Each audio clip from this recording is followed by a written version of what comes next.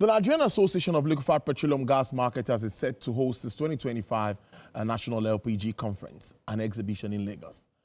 Well, this event will be designed to be a knowledge-driven, impactful, and serve as a catalyst for innovation, collaboration, and strategic foresight.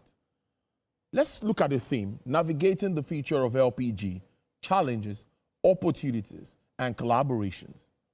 According to the leadership of the association, the event will be a convergence of minds, missions, and momentum.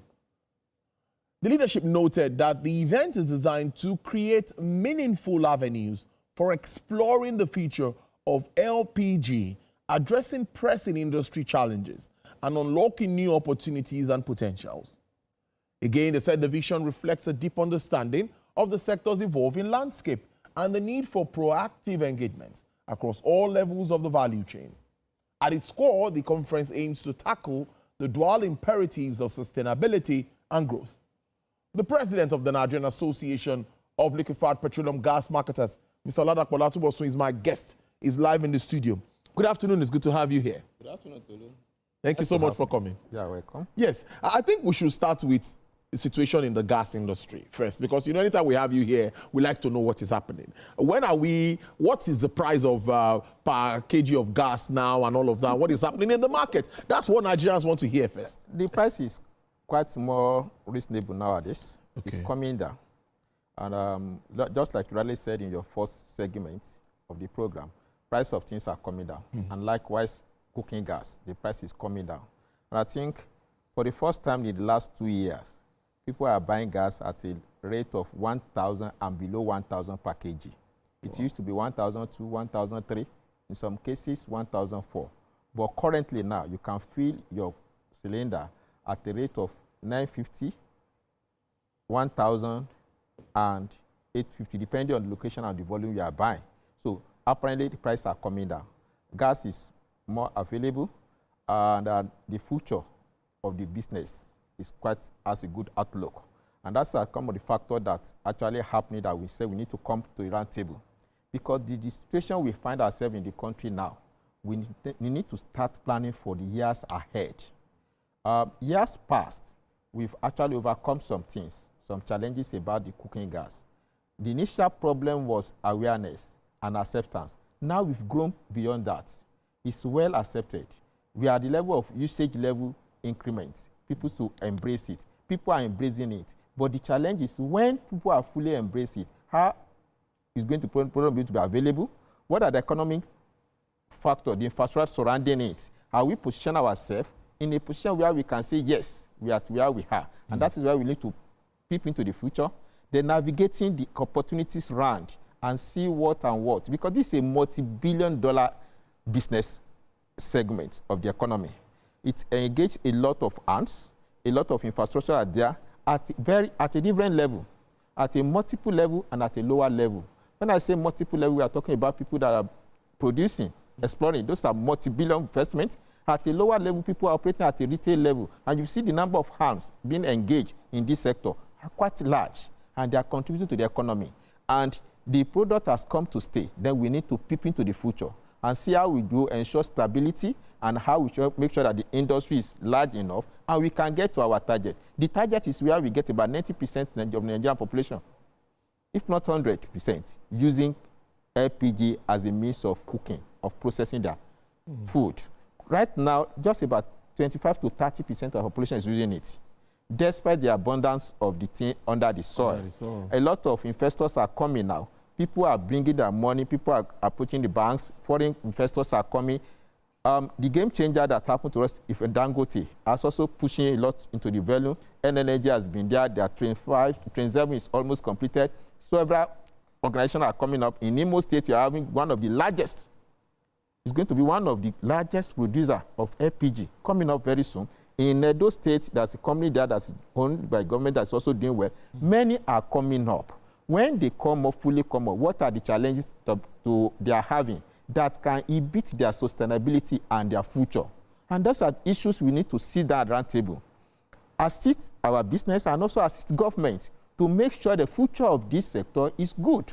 The rate we are going now, we should accelerate more, and we must take projection for the future. I give you an example. Recently, there's a lot of distortion in the flow of oil and gas just because there's a disagreement between a major producer and some sector. Yes. All this is we're supposed to foresee it ahead. If there have been pre-discussions and all It is pardonable because we are learning. We've never seen a business of that size before. Yes. We've never seen that kind of introduction. Yeah. But now we should be able to get prepared. More producers, more investors are coming to the economy, bringing their resources. It is responsibility of the government and even the people to defend their investments, to produce enabling environment. At the same time, to protect the smaller business. The big ones should not kill the smaller one. Then the smaller ones should collaborate with the big one to sustain.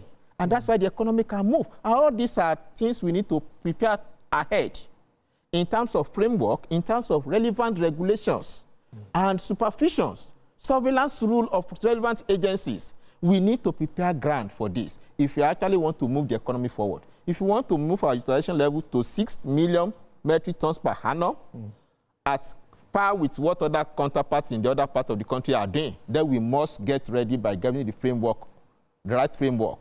Yes, Petroleum Act is there, but there are still some lacunas that are there now.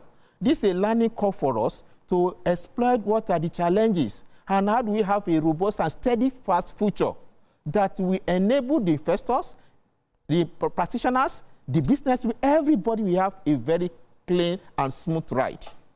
It is very essential. If we don't do that, we have many more hiccups, which can be discouraging to investors and can also cause instability. And those are why we are calling for the conference. At the conference now, we want to peep into the future. This business has come to stay. It's a multi-dollar economy. Yes. It is employing a large number of hands. But what are things we need to put in place to ensure a steady growth and sustainability of the gains? Now we are having advantages. The government is listening to us. They are collaborating. Agencies of government are collaborating. Let's take advantage of a listening government that we are having now, because the dimension has changed in the last 2-3 years. When they remember the time I was here, it's about the price of water affordability. Yes. Now, the issue of affordability is not there again. You have what about gas. the issue of exports at that time that we used to export most of our products? Those one now, the government policies and pronouncements has certainly taken care of that. Good. We have regular supply. There's no scarcity. Virtually all storage tanks are wet now. But what we needed to focus is framework, legal framework to protect all parties so that there won't be handover right of a sector over the other. The big-time investor must survive. Its investment must be protected. The retailers who are also employer of labor should not die. The only way that we ensure independent survival is when you have a working framework in terms of regulation, in terms of pronouncement of the regulators. And that is where the much responsibility lies on NMDPRA. Has the authority in this sector. They should come out with a lot of pronouncements, assist government in develop some things, and where necessary, your government has also come with a white paper to protect the industry and segregate duties. I give you an example. If you have resources, you produce, what aspect of the economy do you want to do? There must be limitation. You can't start the process and end the process. It doesn't give particular growth for the economy. Because if you do that, you end up that the bourgeoisie will kill the young ones, and the young ones are also employer of labors. And the only way you can multiply the economy is when down the throne, you allow them to survive too. Yes. So the only way that we clear that thing is when there's a framework and a pronouncement. If I'm a retailer, what level of retail can I do? If I'm a producer, at what level will I stop? Yes. If I have to do backward or forward integration, is it going to be on another company or on the same name? These are the responsibility of regulators to factor it out and make a relevant pronouncement that will guide every operator. But where it comes to, once you have the capacity, go, then you will oppress, you will kill others. When you kill them, the economy will not grow because you lose more hand and it will not spread. Yes. Yoruba people say, you just need to share it around and make the economy, the multiplier effect will now make the economy to grow. And you make sure that you supervise it. There will be fairness and professionalism in the conduct of the business. So these are the issues that we put together. Looking to the future, what are the current challenges? We have overcome the preliminary challenges. in terms of availability, in terms of a lot of incentives to guarantee that one, then we need to peep into the future, how to sustain and grow this business. Our target is, by the grace of God, be it 2027, 2028, our utilization levels will go up to not less than 6 million. What level are we at the moment? We are operating about 1,250,000 to 300,000. So, and there are For a country of over 230 million population. That's not the right thing. So we can do better, not only for that population, for the kind of resources, the deposit of this natural resources we have. So if we explore more, the market is there. So if we explore and we produce, then people adopt, then it's available. In terms of purchasing power, which has been a major issue, the ability of people to buy, I think that is gradually coming. We are going over it. You mentioned it to run your first segment, that dollar is firming up. It's strengthening. There's been a bit of stability. Stability. And I hope that if dollar could go to Naira at 1,300, 1,250, something like that. And the way I'm looking at it, we may hit that by 2026. It is almost less than 1.5 at the moment. As at this morning, it's about 1,004 plus now. So, and it's been consistent gaining. Though the rate may be slow, that is the realistic. That's the better way. Yes. If it's so...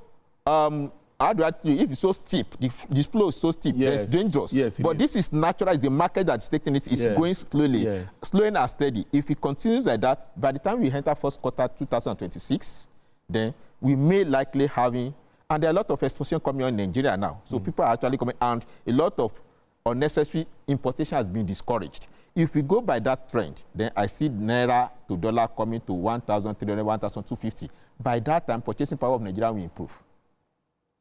Okay, and the government should ensure that we don't go back importing unnecessary things as we used to. Partially, there are substitutes for everything now. People do local wear now. You see, our people are not crazy about all the foreign dresses now. There are a lot of designing going on in Nigeria. People are comfortable in the furniture, home furniture. So many incentives are coming, way to survive. So if we go in that direction, that we do less of importation, then Naira will gain. And when Naira gain more strength, definitely purchasing power will improve. And once purchasing power improves, a lot more people will come into the net of using gas because the price will drop. So I'm expecting by first quarter next year, all things being equal, the price of gas can come to about 850. 850, 7 something. It's doable because the rate supply is improving. By the time the plant in Imo commence in market and some other that are coming up, then the supply will be steady and people will buy it and competition will make the price to come down. So those are kind of the future. This December, by the grace of God, there's going to be steady supply. We had a small distortion in the flow in the last 2 weeks because of technical issue and logistic issue they have at Dangote. And I think they are putting that behind them now. There will be steady flow of gas from effective this week and next week. By the time they resume full operation and trucking out effectively, then price will also come down. Price will come down because we have not seen any indication where they need to increase their price. Once Dangote does see increase on price, the other players in the market will also come down, and the price will be stable. So for Christmas and the end of year season, steady supply will be there and the price will be very reasonable. The future is quite also good. The way we are going, the economy is going, and those are things we want to discuss during the conference. Particularly, we are looking at... So are you expecting... you talked about regulators, government officials, because these are people that go to make these decisions. The conference is going to be declared open by the minister for state and gas. I mean, he's been very supportive, very, very supportive. And each time we knock on its door for issues, he quite listening. And his involvement actually ameliorates a lot of challenges. That's the steady supply, the pricing, the role of NDP. I mean, he has done a lot. And the special advisor to the president on energy is also coming there. These are people that actually contributed a lot to the stability we are having now. One good thing about them, they have a listening here. You lock their door and they're always willing to hear from you what's going on in the market, and they are doing wonderfully well. So that is where we can get to where we are today. That was not the situation in 3 years' time. I've been here and I need to speak to the power, tell the truth. 3 years, 2.5 years, it wasn't like this. We were running ether and scatter to see how gas will be available in 2 Decembers ago. December is coming out. There's no sign of any scarcity. Gas will be available, and we are working towards having more prices. More lower prices, which is actually realistic and is achievable. So things are looking up, but our concern is not just now. We should start We are talking about projection for the future, the next 5 years. We want to roll out a plan, next 5 years, next 7 years, where Nigeria will be in terms of utilization of gas, in terms of supply and distribution. Even at this time, we're talking about transition. Exactly. You know, and clean fuel. Gas is obviously one of it. Yes. In the next 5 years, we don't want to see anybody in Nigeria cooking with logs of wood. There are countries of the world that are actually big in population, but they have adopted, they've achieved that. Yes. It's also achievable in Nigeria. We have the resources, investors are coming, awareness is already there, and people are embracing it. So it's only to support to make sure that economic power of people are improved and they can afford this thing. And I think we get there. It's a very interesting one, and I think it's going to be a very interesting conversation. What about members? Are they facing any challenges too? Now, what about, you know, we talked about interest rates. You know, your business is capital intensive. Are you sure? Are they coping also this time, you know, as the economy starts to recover? Well, to be sincere, it's a little bit of challenges, especially with the exchange rate that went up. Yes, at that time. Most of things we use, we import them. Take, for instance, a bridger, that's the truck. To buy a bridger now, to be used now, you're talking about 140 million. And a tank we use, so there are some started producing in Nigeria. They fabricate tanks in Nigeria now, make it a little bit better and accessible. Yes.